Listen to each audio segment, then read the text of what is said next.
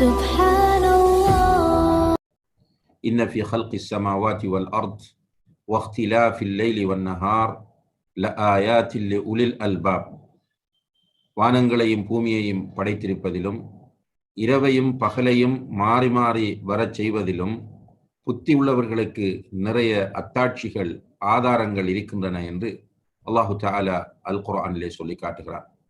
உண்மையிலேயே அல்லாஹ் ஜல்ல ஷானஹு வ தஆலா தான் காலங்களை படைத்தவனாக இருக்கிறான். இந்த விஷயத்தை அல்லாஹு தஆலா சொல்வதாக ஒரு ஹதீஸுல் குதிசியிலே நபிகள் நாயகம் ஸல்லல்லாஹு அலைஹி வஸல்லம் அவர்கள் சொல்கிறார்கள், லா தசுப்பு தஹர் வ அன தஹர். காலத்தை நீங்கள் திட்டாதீர்கள், ஏசாதீர்கள், நானே காலமாக இருந்து கொண்டிருக்கிறேன் என்று அல்லாஹ் சொல்வதாக நபி ஸல்லல்லாஹு அலைஹி வஸல்லம் அவர்கள் சொல்கிறார்கள். இதனுடைய அர்த்தம், நானே காலமாக இருக்கிறேன் என்று சொன்னால் காலத்தை படைத்து அதை இயக்குகிறவனாக நானே இருந்து கொண்டிருக்கிறேன் என்று அல்லாஹு தஆலா சொல்கிறார். இந்த காலம் மாறி மாறி வந்து கொண்டே இருக்கிறது. இவ்வாறு அல்லாஹ் ஜல்ல ஷானஹு தஆலா 12 மாதங்களை படைத்து அந்த மாதங்களின் அடிப்படையில் மக்கள் தங்களுடைய வாழ்க்கை முறைகளையும் ஆக்கி கொண்டிருந்தார்கள். ஆனால் வருடங்களை பொறுத்தவரையில் அன்புள்ள சகோதர சகோதரிகளே, அந்த வருடங்களுக்கென்று ஒரு குறிப்பான நிர்ணய முறை இருக்கவில்லை என்பதை வரலாறு நமக்கு சொல்கிறது. ஒவ்வொரு காலத்திலும் வாழ்ந்தவர்கள் அவர்களுடைய கால சூழ்நிலைகளுக்கும் தேவைகளுக்கும் ஏற்ப வருடங்களை அவர்கள் நிர்ணயித்துக் கொண்டார்கள். நபிகள் நாயகம் ஸல்லல்லாஹு அலைஹி வஸல்லம் அவர்கள் தூதராக வருவதற்கு முதல் அரேபியாவிலே வருடங்களை தீர்மானிப்பது என்பது முக்கியமான நிகழ்வுகளை அடிப்படையாக வைத்து அமைந்திருந்தது. அதனால்தான் ரசூல் ஸல்லல்லாஹு அலைஹி வஸல்லம் அவர்கள் பிறந்த ஆண்டு எது என்று கேட்கிற போது ஆமுல் ஃபீல் என்று வரலாற்று ஆசிரியர்கள் குறிப்பிடுகிறார்கள். ஆமுல் ஃபீல் என்றால் யானை ஆண்டு என்பது அதனுடைய அர்த்தமாகும். அதாவது நபி ஸல்லல்லாஹு அலைஹி வஸல்லம் அவர்கள் பிறப்பதற்கு முதல் யமனிலே இருந்த ஆப்ரஹா என்கிற ஒருவர் காபத்துல்லாவை அழிப்பதற்காக வேண்டி ஒரு யானைப்படையோடு வந்து அந்த யானைப்படையை அல்லாஹு தஆலா பறவைகளை கொண்டு அழித்த வரலாற்றை சூரத்துல் ஃபீலிலே சொல்லி காட்டுகிறான். அலம் தர கைஃப ஃபஅல ரப்புக பி அஸ்ஹாபில் ஃபீல் என்கிற அந்த அத்தியாயத்தில் அல்லாஹு தஆலா சொல்லி காட்டுகிறான். அந்த மகத்தான நிகழ்வை அடிப்படையாக வைத்து அந்த வருடத்திற்கு ஆமுல் ஃபீல் என்று மக்கள் அடையாளப்படுத்தினார்கள். ரசூல் ஸல்லல்லாஹு அலைஹி வஸல்லம் அவர்கள் பிறந்த ஆண்டு ஆமுல் ஃபீல் என்று சொல்வார்கள். அதே போல ரசூல் ஸல்லல்லாஹு அலைஹி வஸல்லம் அவர்கள் தூதராக வந்த பிறகும் இவ்வாறான நிகழ்வுகளை அடிப்படையாக வைத்து ஆண்டுகள் அடையாளப்படுத்தப்பட்டிருப்பதை நாம் பார்க்கிறோம். அந்த வகையிலே தான் அன்புள்ள சகோதர சகோதரிகளே, ரசூல் ஸல்லல்லாஹு அலைஹி வஸல்லம் அவர்களுக்கு மிக பக்கபலமாக இருந்த 2 பேர். ஒருவர் இஸ்லாத்தை ஏற்றுக்கொள்ளாமல் இருந்த அபூ தாலிப், இன்னும் ஒருவர் அவர்களுடைய மனைவி ஹதீஜா ரலியல்லாஹு அன்ஹா. இந்த 2 பேரும் அடுத்தடுத்து வஃபாத்தாகிறார்கள். அது அவர்களுடைய மரணம் ரசூல் ஸல்லல்லாஹு அலைஹி வஸல்லம் அவர்களுக்கு பெரும் துயரை ஏற்படுத்தியது. எனவே அந்த வருடத்தை வரலாற்று ஆசிரியர்கள் ஆமுல் ஹுஸ்ன், கவலை ஆண்டு, துக்க ஆண்டு என்று அடையாளப்படுத்துகிறார்கள். இப்படியாகத்தான் வருடங்களை நிர்ணயிக்கிற நிலை வரலாற்றிலே இருந்திருக்கிறது என்பதை நாம் பார்க்கிறோம். அபூபக்கர் ரலியல்லாஹு அன்ஹு அவர்களுடைய காலத்திலும் கூட வரலாற்றை வருடங்களை நிர்ணயிப்பதற்கு என்று ஒரு குறிப்பிட்ட முறை இருக்கவில்லை. உமர் ரலியல்லாஹு அன்ஹு அவர்களுடைய காலத்திலேதான் சில சஹாபாக்களுடைய ஆலோசனையின் பேரில் உமர் ரலியல்லாஹு அன்ஹு அவர்கள் ஒரு கலண்டரை, இஸ்லாமிய கலண்டரை உருவாக்குவதற்காக ஏற்பாடு செய்கிறார்கள். சஹாபாக்களில் மூத்த சஹாபாக்கள் பலரை அழைத்து அவர்களோடு இது தொடர்பாக கலந்துரையாடிய போது ஒவ்வொருவரும் அவரவருடைய இஜ்திஹாதுக்கு ஏற்ப ஒவ்வொரு ஆலோசனைகளை முன்வைத்தார்கள். ரசூல் ஸல்லல்லாஹு அலைஹி வஸல்லம் அவர்களுடைய பிறப்பை அடிப்படையாக வைத்து நாம் ஒரு கலண்டரை தயாரிப்போம் என்று சிலர் சொன்னார்கள். இன்னும் சிலர் ரசூலுல்லாஹி அலைஹி வஸல்லம் அவர்களுடைய வருகை, அதாவது தூதராக வந்ததை அடிப்படையாக வைத்து ஒரு கலண்டரை தயாரிப்போம் என்றார்கள். இன்னும் சிலர் ரசூலுல்லாஹி அலைஹி வஸல்லம் அவர்களுடைய மரணத்தை அடிப்படையாக வைத்து கலண்டர் தயாரிப்போம் என்றார்கள். இவ்வாறு பல்வேறு கருத்துக்கள் அங்கே முன்வைக்கப்பட்டு இறுதியிலே ஹிஜ்ரத்தை அடிப்படையாக வைத்த ஒரு கலண்டரை தயாரிப்போம் என்கிற ஆலோசனை முன்வைக்கப்பட்ட போது அங்கிருந்த சஹாபாக்கள், குறிப்பாக மூத்த சஹாபாக்கள் அந்த ஆலோசனையை ஏகமனதாக ஏற்றுக்கொண்டதன் பேரில் உமர் ரலியல்லாஹு அன்ஹு அவர்கள் ஹிஜ்ரா கலண்டரை நமக்கு அறிமுகப்படுத்தினார்கள். அந்த வகையிலே தான் தற்போது நாம் ஹிஜ்ரி 43வது வருடத்திற்குள் காலடி எடுத்து வைத்திருக்கிறோம். அல்ஹம்துலில்லாஹ். அன்புள்ள சகோதர சகோதரிகளே, இந்த 1443வது வருடத்தில் காலடி எடுத்து வைத்திருக்கிறோம் என்றால் இதனுடைய அர்த்தம் ஹிஜ்ரத் என்கிற மகத்தான நிகழ்வு நடந்து 1443 வருடங்கள் ஆகின்றன என்பதுதான். அதே போல நாம் பார்த்தால் நபி ஸல்லல்லாஹு அலைஹி வஸல்லம் அவர்களுடைய காலத்திலும் மாதங்களின் எண்ணிக்கை 12ஆக இருந்தாலும் அதனுடைய ஆர்டர், முதல் மாதம் எது, இரண்டாவது மாதம் எது என்கிற ஆர்டர் ஒரு திட்டமிட்ட அமைப்பில் காணப்படவில்லை என்றுதான் சொல்ல வேண்டும். உமர் ரலியல்லாஹு அன்ஹு அவர்கள்தான் இந்த மஷூராவை தொடர்ந்து மாதங்களையும் ஒரு ஆர்டருக்கு கொண்டு வந்தார்கள், வரிசைக்கு கொண்டு வந்தார்கள். அந்த வகையிலே முஹர்ரம், சஃபர், ரபியுல் அவ்வல், ரபியு சானி என்று இஸ்லாமிய மாதங்கள் ஒழுங்குபடுத்தப்பட்டு 12வது மாதமாக துல் ஹிஜ்ஜா அல்லது துல் ஹஜ் என்று சொல்லக்கூடிய மாதம் அடையாளப்படுத்தப்பட்டது என்பதை நாம் இந்த இஸ்லாமிய காலண்டருடைய வரலாற்றை பார்க்கிற போது புரிந்து கொள்ள முடிகிறது. அன்புள்ள சகோதர சகோதரிகளே, அந்த வகையிலே 1443வது வருடத்தின் முதலாவது மாதமாகிய முஹர்ரம் மாதத்தின் ஆரம்ப வாரத்திலே நாம் எல்லோரும் இருந்து கொண்டிருக்கிறோம். அல்ஹம்துலில்லாஹ். இந்த வரலாற்று முக்கியத்துவம் வாய்ந்த இந்த நிகழ்வு, அதாவது இஸ்லாமிய காலண்டர் தயாரிக்கப்பட்ட நிகழ்வு என்பது ஒவ்வொரு வருடமும் முஸ்லிம்களால் நினைவு கூறப்படுகிறது. அது தவிர்க்க முடியாத ஒன்றும் கூட. புது வருடம் வருகிற போது அந்த வருடம் பரபரப்பாக பேசப்படுவது என்பது தவிர்க்க முடியாத ஒன்று என்பதை நாம் புரிந்து கொள்ள வேண்டும். ஆனால் புது வருடத்தை ஒரு விழாவாக கொண்டாடுவதோ, புது வருடம் வருகிறது என்பதற்காக அதற்கு வாழ்த்துக்கள் சொல்வதோ என்பது இஸ்லாமிய நடைமுறை கிடையாது என்பதை நாம் புரிய வேண்டும். உமர் ரலியல்லாஹு அன்ஹுடைய காலத்தில் இருந்த சஹாபாக்களோ அல்லது அதற்கு பிறகிருந்த தாபியின்களோ, தபஅ தாபியின்களோ, இமாம்களோ, உலமாக்களோ யாருமே புது வருடத்தை ஒரு விழாவாக கொண்டாடவில்லை. புது வருடத்திற்கு வாழ்த்து சொல்லக்கூடிய ஒரு நடைமுறையும் அவர்களிடம் இருக்கவில்லை என்பதை நாம் புரிந்து கொள்ளலாம். ஆனால் அவர்கள் இந்த வருடங்கள் அவர்களை கடந்து செல்கிற போது அதிலிருந்து பெற வேண்டிய படிப்பினைகளை அவர்கள் மிக கவனமாக பெற்றுக்கொண்டிருந்தார்கள் என்பது நாம் எல்லோரும் கவனத்தில் கொள்ள வேண்டிய விஷயமாகும். ஆனால் இன்று நம்முடைய நிலைமை என்னவென்று கேட்டால், முஹர்ரம் ஆரம்பிக்கிற போது சுப்ஹானல்லாஹ் இந்த சோஷியல் மீடியாக்களில் ஹேப்பி முஹர்ரம், முஹர்ரம் வாழ்த்துக்கள் என்றெல்லாம் நிறைய வாழ்த்துக்கள் மக்கள் சொல்வதை நாம் பார்க்கிறோம். ஆனால் இந்த வாழ்த்துக்கள் சொல்லக்கூடிய மக்கள் பெற வேண்டிய படிப்பினைகளை பெற்றார்களா, அது பற்றி அவர்கள் சிந்தித்தார்களா என்று கேட்டால் பெரும்பாலும் இல்லை என்றுதான் சொல்ல வேண்டியிருக்கிறது. ஒரு சமூகம் நாம் குர்ஆனை மதிக்கிறோம் என்று சொல்லி குர்ஆன் ஓதப்பட்டால் எழுந்து நிற்பார்கள். ஆனால் அவர்களுக்கும் குர்ஆனுக்கும் இடையில் மிகப்பெரிய இடைவெளி இருக்கும். அதாவது குர்ஆனிய வாழ்க்கையை விட்டு அவர்கள் தூரமாக இருப்பார்கள். அதுபோலதான் முஹர்ரம் மாதத்திலே வாழ்த்து சொல்லுகிறவர்கள் இந்த முஹர்ரம் மாதத்தில் நாம் பெற வேண்டிய படிப்பினைகளை சிந்திக்காமல் போய்கொண்டிருப்பது என்பது உண்மையிலே வேதனை தரக்கூடிய ஒரு விஷயம் என்பதை நாம் புரிந்து கொள்ள வேண்டும். அன்புள்ள சகோதர சகோதரிகளே, உண்மையிலேயே இந்த இடத்திலே நாம் புரிய வேண்டிய மிக முக்கியமான ஒரு அம்சம் என்னவென்று கேட்டால், நாம் 1442வது வருடத்திற்கு விடை கொடுத்து விட்டோம். 1443வது வருடம் வந்துவிட்டது. இப்படி காலம் வேகமாக நகர்ந்து கொண்டிருக்கிறது என்பது நாம் ஒவ்வொருவரும் நம்முடைய சிந்தனைகளிலே கொண்டு வந்து இதன் மூலம் படிப்பினை பெற வேண்டிய தேவையோடு இருந்து கொண்டிருக்கிறோம். ஆரம்ப காலங்கள் மின்சாரம் இல்லாத காலம், பெரிய அளவு போக்குவரத்து வசதிகள் இல்லாத காலம், வீடுகள் ஆடம்பரமாக கட்டப்படாத காலம், அதாவது ஒரு 50 அல்லது ஒரு 60 வருடங்களுக்கு முன்னால் உள்ள காலங்களை நாம் எடுத்து பார்த்தால் அந்த காலங்கள் பரக்கத் நிறைந்த காலங்களாக இருந்தது. காலையிலே எழுந்தால் இரவு தூங்கச் செல்லுகிற வரைக்கும் நீண்ட நேரம் நமக்கு இருக்கும், நீண்ட அவகாசம் இருக்கும். நேரத்திலே நிறைய பரக்கத் இருந்தது. நிறைய அமல் செய்வதற்கும், நிறைய வேலைகள் செய்வதற்கும், நிறைய பயனுள்ள காரியங்களிலே ஈடுபடுவதற்கும் நிறைய அவகாசம் இருந்தது. ஆனால் இன்றைய காலத்தில் தொழில்நுட்ப முன்னேற்றம், எல்லாமே விஞ்ஞான முன்னேற்றம், எல்லாமே முன்னேற்றம் அடைந்திருக்கிற இந்த காலகட்டத்தில் நேரமும் காலமும் மிக வேகமாக சென்று கொண்டிருப்பதை நாம் பார்த்து கொண்டிருக்கிறோம். அன்புள்ள சகோதர சகோதரிகளே, இந்த நேரமும் காலமும் வேகமாக சென்று கொண்டிருப்பது என்பது நம்மை பொறுத்தவரையில் நமக்கு மிக முக்கியமான ஒரு உண்மையை உணர்த்த வேண்டும். நாம் அல் குர்ஆனையும் ஹதீஸையும் ஈமான் கொண்டவர்கள். இந்த உலக வாழ்வு பற்றிய ஒரு தெளிவான புரிதல் உள்ளவர்கள் நாம் தான். நாம் புரிந்து கொள்ள வேண்டிய உண்மை என்னவென்றால், அல்லாஹுடைய தூதர் ஸல்லல்லாஹு அலைஹி வஸல்லம் அவர்கள் இந்த உலகம் அழியும் என்கிற ஒரு பேர் உண்மையை இந்த உலகத்திற்கு எடுத்துச் சொன்னார்கள். அதை வஹீயின் அடிப்படையில் சொன்னார்கள். ஒரு நாள் இந்த உலகம் அழியும் என்று சொன்னார்கள். இந்த கருத்தை இன்று விஞ்ஞானமும் ஏற்றுக்கொண்டிருப்பதை நாம் பார்க்கிறோம்.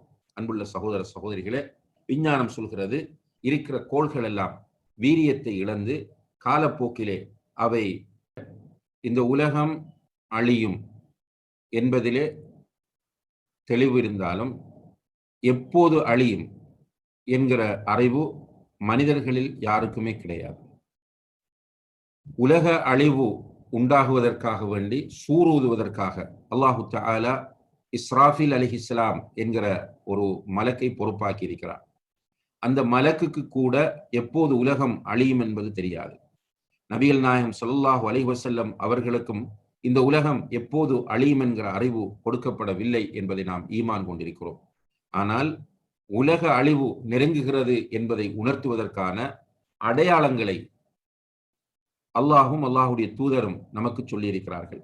குறிப்பாக நபிகள் நாயகம் ஸல்லல்லாஹு அலைஹி வஸல்லம் அவர்கள் உலக அழிவு நெருங்குவதற்கான அடையாளங்கள் என்று கூறிய அடையாளங்களை உலமாக்கள் இரண்டாக பிரித்து நமக்கு தெளிவுபடுத்துகிறார்கள். அதிலே ஒரு அடையாளம், அன்புள்ள சகோதர சகோதரிகளே, சிறிய அடையாளம் என்று அடையாளப்படுத்தப்படுகிறது. இன்னும் ஒரு பகுதி பெரிய அடையாளம் என்று அடையாளப்படுத்தப்படுகிறது.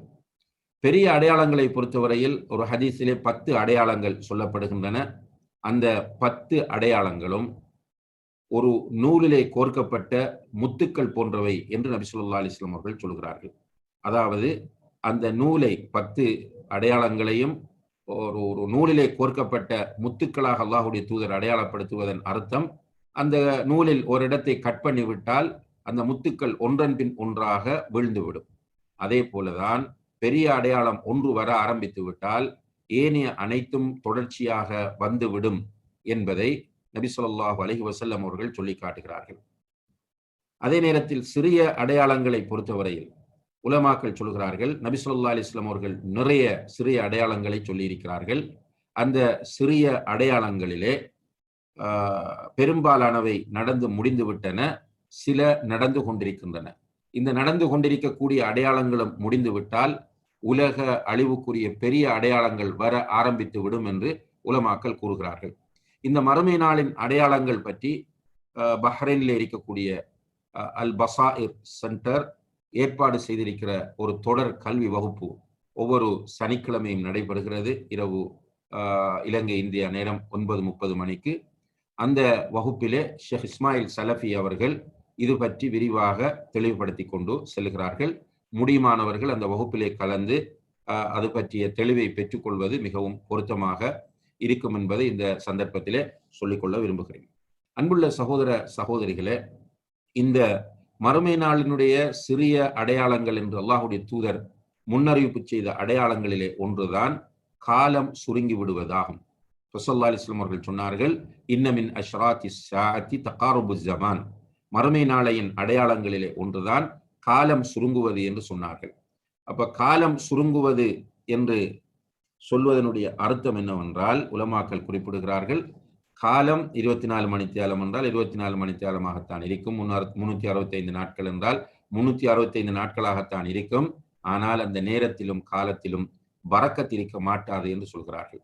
உண்மையிலேயே அதை இன்று நாம் உணர்ந்து கொண்டு அனுபவித்துக் கொண்டிருக்கிறோம், நம்முடைய நேரங்களில் பரக்கத்தில்லை என்பதை. அன்புள்ள சகோதர சகோதரிகளே, மறுமை நாள் நெருங்குகிறது என்பதை நம்மால் ஓரளவு ஊகிக்க முடிகிறது. குறிப்பாக 1443வது வருடத்திலே முஹர்ரம் மாதத்தின் ஆரம்ப வாரத்திலே இருக்கிற நமக்கு இது பற்றிய ஒரு புரிதல் ஏற்படுகிறது. ஆனால் அந்த புரிதல் நம்மில் என்ன மாற்றத்தை ஏற்படுத்துகிறது என்பதுதான் இந்த இடத்தில் நாம் எல்லோருமே சிந்தித்து பார்க்க வேண்டிய விஷயமாகும். இந்த கால ஓட்டத்தின் வேகத்தை பார்க்கிற நாம் எல்லோருமே மறுமை நாள் நெருங்குகிறது என்று சொல்கிறோம், உலகம் அழியப் போகிறது என்று சொல்கிறோம். இது மட்டுமல்ல, உலகத்தில் நடக்கக்கூடிய பல்வேறு நிகழ்வுகளையும் பார்த்துவிட்டு உலக அழிவு நெருங்கி விட்டது என்று சொல்கிறோம். ஆனால் அன்புள்ள சகோதர சகோதரிகளே, அல்லாஹு தஆலா சூரத்துல் அன்பியா 1வது வசனத்திலே சுட்டிக்காட்டுகிற அடிப்படையில் தான் நம்முடைய நிலைப்பாடு இருக்கிறது. அல்லாஹ் சொல்கிறான், இக்தரப லின்னாஸி ஹிசாபுஹும், மனிதர்களுக்குரிய கேள்வி கணக்கு நாள் நெருங்கிவிட்டது, மனிதர்களுக்குரிய விசாரணை நாள் நெருங்கிவிட்டது, மறுமை நாள் நெருங்கிவிட்டது. வஹும் ஃபீ கஃப்லத்தின் முஅரிதூன். ஆனால் மக்கள் கஃப்லத்தில், அதாவது பொடுபோக்கிலே இருக்கிறார்கள், புறக்கணிக்கக்கூடியவர்களாக இருக்கிறார்கள் என்று அல்லாஹு தஆலா சொல்லி காட்டுகிறார். அந்த நிலையில்தான் இன்று நாம் எல்லோரும் இருந்து கொண்டிருக்கிறோம். உண்மையிலே நாம் 1443வது வருடத்தில் காலடி எடுத்து வைத்திருக்கிறோம் என்றால், அன்புள்ள சகோதர சகோதரிகளே, நம்முடைய ஆயுளில் ஒரு பகுதியை நாம் கழித்துவிட்டு அடுத்த பகுதிக்குள் காலடி எடுத்து வைக்கிறோம் என்பது அர்த்தமாகும். 1442 40 வயதாக இருந்தவர் இப்போது 41 வயதாகிறார். 50 வயதாக இருந்தவர் 51 ஆகிறார். அவருடைய ஆயுள் குறைந்து கொண்டு போகிறது. நபி ஸல்லல்லாஹு அலைஹி வஸல்லம் அவர்கள் சொன்னார்கள், அமாரு உம்மத்தி மா பைன 60 வ 70. என்னுடைய சமுதாயத்தின் வயது 60க்கும் 70க்கும் இடைப்பட்டது என்று சொன்னார்கள். உலமாக்கள் சொல்கிறார்கள் 60க்கும் 70க்கும் இடையில் என்றால் 65 வயது மேக்சிமம். அப்ப நாம் 65 வயதை நோக்கி நெருங்குகிறோம் என்று சொன்னால் நம்முடைய மறுமை நெருங்கிக் கொண்டிருக்கிறது. அதே போல உலக அழிவும் நெருங்கிக் கொண்டிருக்கிறது. இந்த நேரத்திலே நாம் படிப்பினை பெறுவோமாக இருந்தால், நாம் நம்முடைய பொடுபோக்கான நிலையிலிருந்து விடுபடுவோமாக இருந்தால், குர்ஆனையும் ஹதீஸையும் படித்துவிட்டு அதை தூக்கி எறிந்து மனோ இச்சைக்கு கட்டுப்படுகிற நிலையிலிருந்து விடுபடுவோமாக இருந்தால் நிச்சயமாக நாம் எல்லோரும் புத்திசாலிகள். அதற்கு மாற்றமாக எல்லாவற்றையும் பார்ப்பதும் பேசுவதும் விமர்சிப்பதும் என்கிற நிலையோடு இருந்து கொண்டு தொடர்ச்சியாக பொடுபோக்கு என்கிற நிலையிலும் புறக்கணிப்பு என்கிற நிலையிலும் நாம் வாழ்ந்து கொண்டிருப்போமாக இருந்தால் உண்மையிலேயே நம்மை விட துர்ப்பாக்கியசாலிகள், நஷ்டவாளிகள் இந்த உலகத்தில் யாருமே இருக்க மாட்டார்கள் என்பதை நாம் கவனத்திலே கொள்ள கடமைப்பட்டிருக்கிறோம். எனவே இந்த முஹர்ரம் மாதத்திலே 1443வது வருடத்தின் முஹர்ரம் மாதத்திலே காலடி எடுத்து வைத்திருக்கிற நாம் பெற வேண்டிய மிக முக்கியமான ஒரு படிப்பினையாக இதை நாம் எடுத்துக்கொள்ள வேண்டும். அடுத்ததாக அன்புள்ள சகோதர சகோதரிகளே, இஸ்லாமிய கலண்டரின், பிறை கலண்டரின் முதலாவது மாதமாக முஹர்ரம் மாதம் அறிமுகப்படுத்தப்பட்டிருக்கிறது. இந்த முஹர்ரம் மாதம் புனித மாதங்கள் என்று அல்லாஹ் அடையாளப்படுத்திய 4 மாதங்களுள் ஒன்றாகும். அல்லாஹு தஆலா அல் குர்ஆனிலே சொல்லும் போது மின்ஹா அர்பஅத்துன் ஹுரும், அந்த மாதங்கள் 12 மாதங்களிலே 4 மாதங்கள் புனிதமானவை என்று அல்லாஹு தஆலா சொல்கிறார். புனிதமானவை என்று சொன்னால் அந்த மாதத்திலே யுத்தம் செய்வது தடை செய்யப்பட்டிருக்கிறது. நாம் யாருடனும் அந்த மாதத்தில் சண்டைக்கு செல்லக்கூடாது, யுத்தத்திற்கு செல்லக்கூடாது என்ற மிக இறுக்கமான ஒரு கட்டளை நமக்கு தரப்பட்டிருக்கிறது. அது ஒரு புனிதமான மாதங்களாக அந்த 4 மாதங்களும் பார்க்கப்படுகின்றன. அவை முஹர்ரம், ரஜப், துல்கஅதா, துல்ஹிஜ்ஜா. இந்த 4 மாதங்களும் புனித மாதங்களாகும். அன்புள்ள சகோதர சகோதரிகளே, இந்த 4 மாதங்களிலும் மிகவும் சிறந்த மாதம் முஹர்ரம் மாதமாகும். இந்த 4 மாதங்களிலும் மிகவும் சிறந்த மாதம் முஹர்ரம் மாதமாக காணப்படுகிறது. நபி ஸல்லல்லாஹு அலைஹி வஸல்லம் அவர்களிடத்திலே அபூதர் ரலியல்லாஹு அன்ஹு அவர்கள் கேட்கிறார்கள், அல்லாஹ்வுடைய தூதரே, ஐயுல் லைலி கைர் வ ஐயுல் அஷ்ஹுரி அஃதல். அல்லாஹ்வுடைய தூதரே, இரவிலே சிறந்த இரவு எது என்று கேட்டார்கள். மாதங்களிலே சிறந்த மாதம் எது என்று கேட்டார்கள். அதற்கு ரசூல் ஸல்லல்லாஹு அலைஹி வஸல்லம் அவர்கள் சொன்னார்கள், கைருல் லைலி ஜௌஃபுஹு. இரவிலே சிறந்த பகுதி இரவின் நடுப்பகுதியாகும். இரவிலே சிறந்த பகுதி இரவின் பகுதியாகும். வஅஃதலுல் அஷ்ஹுரி ஷஹ்ருல்லாஹி அல்லதி ததுஊனஹு அல் முஹர்ரம். மாதங்களிலே சிறந்த மாதம் அல்லாஹ்வுடைய மாதமாகிய முஹர்ரம் மாதமாகும் என்று சொன்னார்கள். இந்த ஹதீஸ் நசாயிலே பதிவு செய்யப்பட்டிருக்கிறது.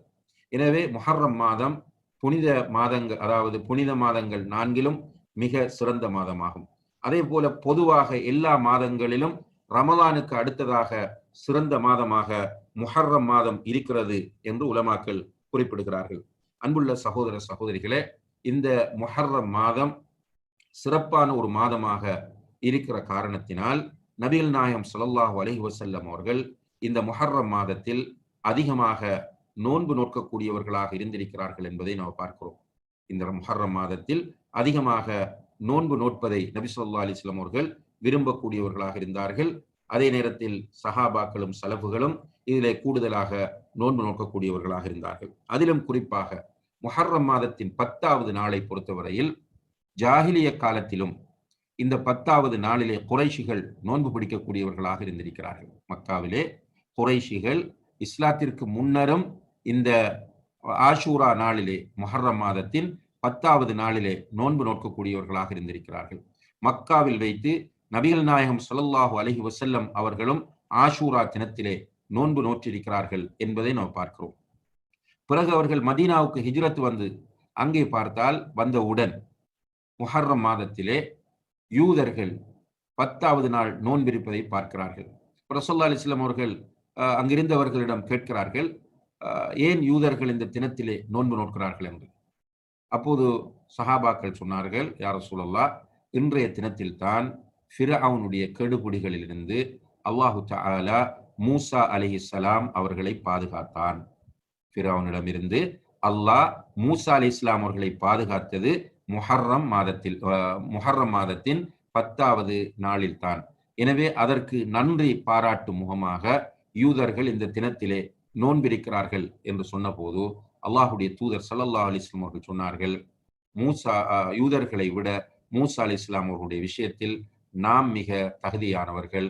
எனவே உங்களில் யாரெல்லாம் இன்றைய தினத்தில் காலையிலே எதுவும் சாப்பிடாமல் இருக்கிறார்களோ அவர்கள் நோன்போடு இருக்கட்டும், நோன்பை அவர்கள் தொடரட்டும். அதே நேரத்தில் யாரெல்லாம் சாப்பிட்டார்களோ அவர்களும் நோன்பிருக்கட்டும் என்று நபி ஸல்லல்லாஹு அலைஹி வஸல்லம் அவர்கள் கட்டளையிட்டார்கள் என்பதை சஹீஹான ஹதீஸ்களிலே நாம் பார்க்கிறோம். எனவே ஹிஜ்ரி முதலாவது ஆண்டு முஹர்ரம் மாதத்தின் ஆஷூரா தினத்திலே நோன்பிருப்பது என்பது முஸ்லிம்களுக்கு கடமையாக்கப்பட்டது, வாஜிபாக்கப்பட்டது என்பதை நாம் அறிந்து கொள்ள முடிகிறது. ஹிஜ்ரி 2ஆம் ஆண்டு தான் ரமலான் நோன்பு கடமையாக்கப்பட்டது. இப்போ 2ஆம் ஆண்டு ரமலான் நோன்பு கடமையாக்கப்பட்டதும் ரசூல் ஸல்லல்லாஹு அலைஹி வஸல்லம் அவர்கள் ஆஷூரா நோன்பை சஹாபாக்களுக்கு சுன்னத்தாக்கினார்கள். விரும்பியவர்கள் பிடிக்கலாம், விரும்பியவர்கள் விடலாம் என்று சொன்னார்கள். இருந்தாலும் கூட அந்த ஆஷூரா நோன்புடைய சிறப்பை பற்றி அவர்கள் சொல்கிற போது கடந்த ஒரு வருட பாவங்களுக்கு அது பரிகாரமாக அமைகிறது என்று சொன்னார்கள். ஆஷூரா நோன்பை நோட்பது என்பது கடந்த வருட பாவத்திற்கு பரிகாரமாக அமைகிறது என்று சொன்னார்கள். இந்த கடந்த வருடத்து பாவங்களுக்கு பரிகாரமாக அமைகிறது என்றால் அதனுடைய அர்த்தம் என்ன என்பதை பற்றி உலமாக்கள் தெளிவுபடுத்துகிற போது, அன்புள்ள சகோதர சகோதரிகளே, கடந்த வருடம் நாம் செய்த சிறிய பாவங்கள் அனைத்தும் இந்த நோன்பின் மூலம் அளிக்கப்படும். நாம் இந்த வருடத்திற்குள் லட்சக்கணக்கான கோடிக்கணக்கான சிறிய பாவங்களை செய்திருப்போம். குறிப்பாக இன்றைய தொழில்நுட்ப முன்னேற்றத்தின் காரணத்தினால் நாம் நாளாந்தம் செய்யக்கூடிய சிறிய பாவங்கள் ஏராளமாகும். அவற்றை நாம் பொருட்படுத்தாமல் செய்து கொண்டிருக்கிறோம். ஆஷூரா நோன்பு என்பது அவ்வாறான சிறிய பாவங்களுக்கு பரிகாரமாக அமைகிறது, அதுவும் ஒரு வருட பாவங்களுக்கு பரிகாரமாக அமைகிறது என்று நபி ஸல்லல்லாஹு அலைஹி வஸல்லம் அவர்கள் நமக்கு சொல்லியிருக்கிறார்கள். எனவே அன்புள்ள சகோதர சகோதரிகளே, 10வது நாள் நாம் நோன்பிருப்பதற்கு எல்லோரும் நியத்து வைத்துக் கொள்ள வேண்டும், முயற்சி செய்ய வேண்டும். இந்த 10வது நாள் மாத்திரம் ஒருவர் நோன்பிருக்கலாமா என்று கேட்டால் தாராளமாக 10வது நாள் மாத்திரம் நோன்பிருக்கலாம். நபிகள் நாயகம் ஸல்லல்லாஹு அலைஹி வஸல்லம் அவர்கள் ஹிஜ்ரி 1வது ஆண்டிலிருந்து 9வது ஆண்டு வரைக்கும் 9 வருடங்கள் ஆஷூரா மாத்திரமே நோன்பிருந்தார்கள். அதே நேரத்தில் 9வது ஆண்டு சஹாபாக்கள் வந்து விளக்கம் கேட்டார்கள். யா ரசூலல்லாஹ், யூதர்களுக்கு மாறு செய்ய வேண்டும் என்று நீங்கள் சொல்லியிருக்கிறீர்கள், யூதர்களும் இந்த தினத்திலே நோன்பிருக்கிறார்கள், நாமும் நோன்பிருக்கிறோம், ஒத்துச் செல்வது போல இருக்கிறதே என்று கேட்டபோது அல்லாஹுடைய தூதர் ஸல்லல்லாஹு அலைஹி வஸல்லம் அவர்கள் சொன்னார்கள், ல இன் இஷ்துல் ஆமல் காபில் ல அஸூமன் அத்தாஸி, அடுத்த வருடம் நான் உயிரோடு இருந்தால் நான் 9வது நாளும் நோன்பிருப்பேன் என்று சொன்னார்கள். எனவே 9வது நாள், அதாவது நோன்பிருப்பது இந்த ஹதீஸின் அடிப்படையில் சுன்னத்தாக்கப்படுகிறது. ஆனால் அடுத்த வருடம் 10வது வருடம் ரசூல் ஸல்லல்லாஹு அலைஹி வஸல்லம் அவர்கள் 9வது நாளை தாசுஆ என்று அரபியிலே சொல்லுவார்கள். 10வது நாளுக்கு ஆஷூரா என்பார்கள், முஹர்ரம் 9வது நாளுக்கு தாசுஆ என்பார்கள். அந்த தாசுஆ நாளிலே நோன்பிருப்பதற்கு அல்லாஹுடைய தூதர் ஸல்லல்லாஹு அலைஹி வஸல்லம் அவர்கள் உயிரோடு இருக்கவில்லை என்பதை நாம் அறிய முடிகிறது. எனவே இந்த ஹதீஸை ஆதாரமாக வைத்து 9ம் 10ம் நோன்பிருப்பது சுன்னா என்பதை உலமாக்கள் தெளிவுபடுத்துகிறார்கள். எனவே நாம் 9ம் 10ம் நோன்பிருப்பதற்கு முயற்சி செய்ய வேண்டும். முடியாத பட்சத்தில் 10வது நாள் மாத்திரமாவது நாம் நோன்பிருந்து கொள்ள வேண்டும் என்பதை நாம் கவனத்திலே கொள்ள வேண்டும். கடந்த வருடத்து பாவங்களுக்கு பரிகாரமாக அமையும் என்பது 10வது நோன்புதான் என்பதையும் நாம் கவனத்திலே கொள்ள வேண்டும். அதே நேரத்தில் ஒரு ஹதீஸ் வருகிறது, 10வது நாளுக்கு முதல் நாளோ அல்லது மறுநாளோ நீங்கள் நோன்பு நோற்றுக் கொள்ளுங்கள். என்று வரக்கூடிய அந்த ஹதீஸை ஆதாரமாக வைத்து சில அறிஞர்கள் 9, 10 அல்லது 10, 11 நோன்பு நோக்க வேண்டும் என்று சொல்கிறார்கள். ஆனால் அன்புள்ள சகோதர சகோதரிகளே, இந்த ஹதீஸ் தொடர்பாக ஹதீஸ் பகுப்பாய்வாளர்கள் மத்தியிலே கருத்து வேறுபாடு காணப்படுகிறது. சில அறிஞர்கள் இது லைஃபான பலவீனமான ஹதீஸ் என்று சொல்கிறார்கள். அதுதான் சரியான கருத்தும் கூட, அல்லாஹு தஆலா அலம். எனவே இந்த ஹதீஸை லைஃப் என்று நாம் முடிவெடுத்தால் 9, 10 நோன்பு நோட்பதே சுன்னா, 10, 11 அல்ல என்பதை நாம் புரிந்து கொள்ளலாம். யாராவது இந்த ஹதீஸை லைஃப் என்று சொல்லாமல் சஹீஹ் என்று ஏற்றுக்கொண்ட நிலையில் 10, 11 அவர்கள் பிடிப்பார்களாக இருந்தால் அவர்களுடைய நியத்திற்கேற்ப கூலியை அல்லாஹ் கொடுப்பான். ஆனால் சரியான நிலைப்பாடு வல்லாஹு தஆலா அலம் 9, 10 நோன்பிருப்பது என்பதுதான். சில நேரங்களில் 10 மட்டும் நோன்பிருக்கிறோம், அந்த நாள் வெள்ளிக்கிழமை வந்தால் நோன்பிருக்கலாமா என்று கேட்டால் இது ஒரு காரணத்தோடு வருகிற நோன்பு என்கிற காரணத்தினால் நாம் 10வது நாள் வெள்ளிக்கிழமை வந்தாலும், இந்த வெள்ளிக்கிழமை தனியாக சுன்னத்தான நோன்பு நோட்பது தடை செய்யப்பட்டிருக்கிறது. இருந்தாலும் கூட ஆஷூரா நோன்பு வெள்ளிக்கிழமை வந்தால் அந்த ஆஷூரா நோன்பை நாம் நோட்கலாம் என்பதை நாம் புரிந்து கொள்ள கடமைப்பட்டிருக்கிறோம். அன்புள்ள சகோதர சகோதரிகளே, உண்மையிலே இந்த முஹர்ரம் மாதத்திற்கு நிறைய சிறப்புகளும் முக்கியத்துவமும் இருக்கின்றன. இருந்தாலும் கூட சிலர் இந்த மாதத்தில், முஹர்ரம் மாதத்திலே சில பித்அத்துகளை, வழிகேடுகளை அரங்கேற்றி கொண்டிருக்கிறார்கள். அவர்களிலே குறிப்பாக ராஃபிதாக்கள் என்று சொல்லக்கூடிய ஷியாக்கள் பல பித்அத்துகளை இந்த மாதத்தில், அதுவும் குறிப்பாக ஆஷூரா தினத்திலே அரங்கேற்றி கொண்டிருக்கிறார்கள். முஹர்ரம் மாதத்தின் ஆரம்ப 10 நாட்கள் அவர்கள் கவலை, துக்கம் என்பவற்றை அனுஷ்டிக்கிற ஒரு காலப்பகுதியாக டிக்ளேர் பண்ணி அந்த காலத்திலே அதிலே அவர்கள் கவிதைகள் படிப்பது, அதே போன்று தங்களுடைய கவலைகளை வெளிப்படுத்துவது, அதுபோல தங்களை சித்திரவதை செய்து கொள்வது, உடம்புகளிலே கூறிய ஆயுதங்களால் கீறிக்கொள்வது அல்லது இரும்புகளால் அடித்து காயப்படுத்துவது போன்ற மிக இஸ்லாத்திற்கு சம்பந்தமில்லாத அரக்கத்தனமான பித்அத்துகளை செய்து கொண்டிருக்கிறார்கள். இதற்கும் இஸ்லாத்திற்கும் எந்த சம்பந்தமும் இல்லை. அந்த தினத்தில் ஹுசைன் ரலியல்லாஹு அன்ஹு அவர்கள் கொலை செய்யப்பட்டார்கள் என்பதை அடிப்படையாக வைத்து இவர்கள் இவ்வாறு செய்கிறார்கள். ஆனால் இது தெளிவான பித்அத்தாகும், வழிகேடாகும். இந்த கொடூரமான பித்அத்துகளுக்கும் இஸ்லாத்திற்கும் எந்த சம்பந்தமும் இல்லை என்பதை நாம் புரிந்து கொள்ள வேண்டும். அதே நேரத்தில் சில அஹ்லு சுன்னாவை சேர்ந்த மக்களும் கூட வேறு சில பித்அத்துகளை இந்த காலப்பகுதியிலே, முஹர்ரம் மாதத்திலே, குறிப்பாக ஆஷூரா தினத்திலே ரொட்டி சுடுவது, ஏதாவது நட்ஸுகளை பகிர்ந்து கொள்வது அல்லது விசேடமான வேறு இபாதத்துகளை உருவாக்குவது, பள்ளிகளை அலங்கரிப்பது போன்ற பித்அத்துகளிலே ஈடுபடுகிறார்கள். இதுவும் மார்க்கத்தில் உள்ளது கிடையாது. ரசூல் ஸல்லல்லாஹு அலைஹி வஸல்லம் அவருடைய காலத்திலும் இது இருக்கவில்லை, சஹாபாக்களிடம் இருக்கவில்லை. பிறகு சிறப்புக்குரிய நூற்றாண்டுகளைச் சேர்ந்த தாபியன்கள், தபா தாபியன்களுடைய காலங்களிலும் இருக்கவில்லை என்பதை நாம் கவனத்திலே கொண்டு பித்அத்துகளுக்கு இடம் அளிக்காமல், அன்புள்ள சகோதர சகோதரிகளே, இந்த முஹர்ரம் மாதத்தில் முடியுமானவரை அதிகமாக நோன்பிருக்க முயற்சிய வேண்டும். குறிப்பாக பிறை 9 தாசுஆ நாளிலும் பிறை 10 ஆஷூரா நாளிலும் நாம் எல்லோரும் நோன்பிருப்பதற்கு முயற்சிய வேண்டும்.